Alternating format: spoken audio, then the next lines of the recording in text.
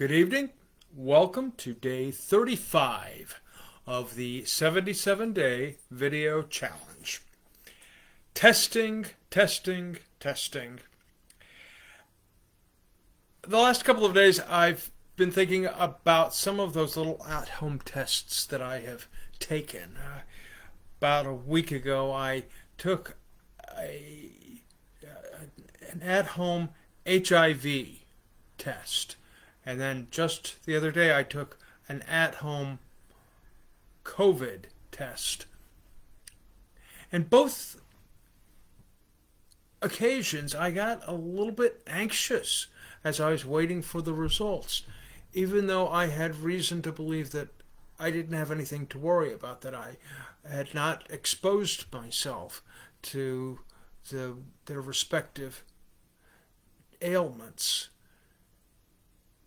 And yet somehow the doubt in my mind that I had somehow might have slipped up, that I might have failed to show sufficient caution, lingered in my mind in both of those occasions.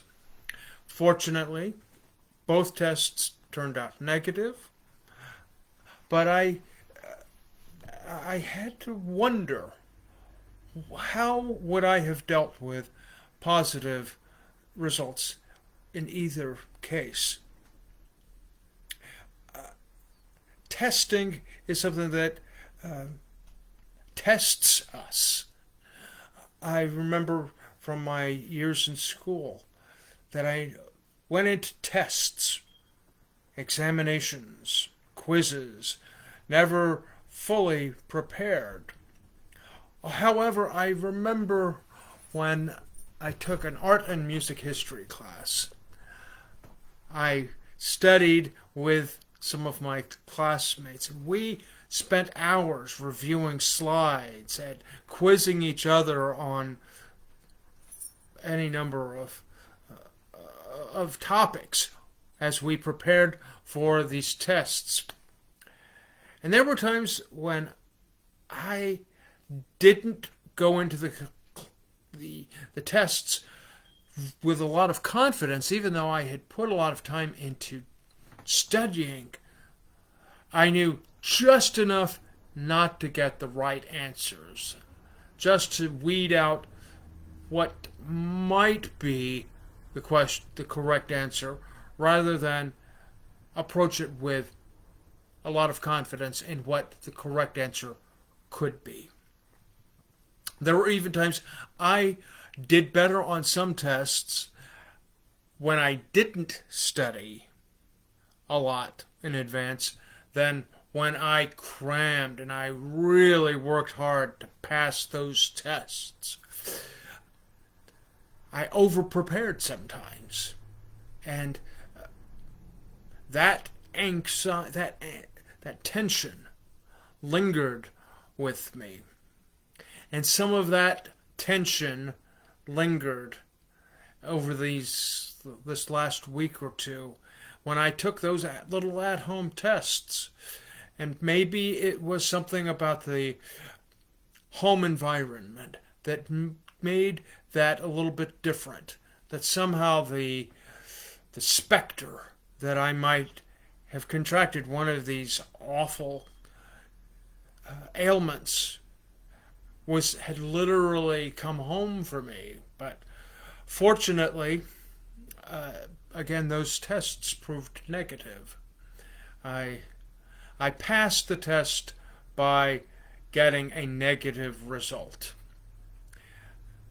Sometimes when I go into Dollar Tree and I'm standing in line to ring up my shampoo or toilet paper or greeting cards or dog food or any screwdrivers, whatever products I purchase, there are usually these little pegs right by the cash register where they have point of purchase items, gum and paper clips, flashlight batteries, and they also have drug tests to detect marijuana use or pregnancy tests.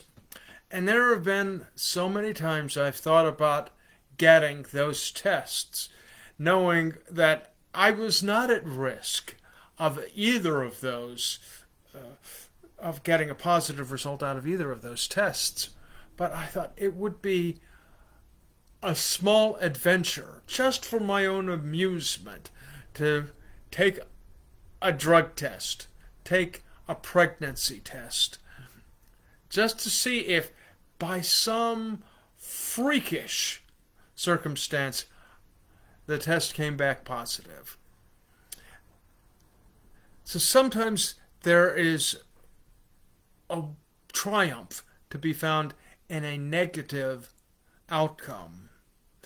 And there is grief that comes with positive results. Although some positive results can lead to something beautiful and life-changing, I consider myself blessed that I've not had to face those changes in my life. And I hope that your life will find you tested in positive, joyful, innovative ways that tantalize you, challenge you in fun ways, ways that allow you to grow. I've known people who are living with HIV, who recognize that this energized them to take action, to reach beyond themselves. And even with the specter of HIV and the threat to their own mortality, and the promise of living with this condition, they found joy and purpose. So perhaps even out of the worst circumstances, maybe you will find joy, you will find purpose. And perhaps you will find me tomorrow evening for day 36 of the 77-day video challenge. Have a lovely evening. Thank you.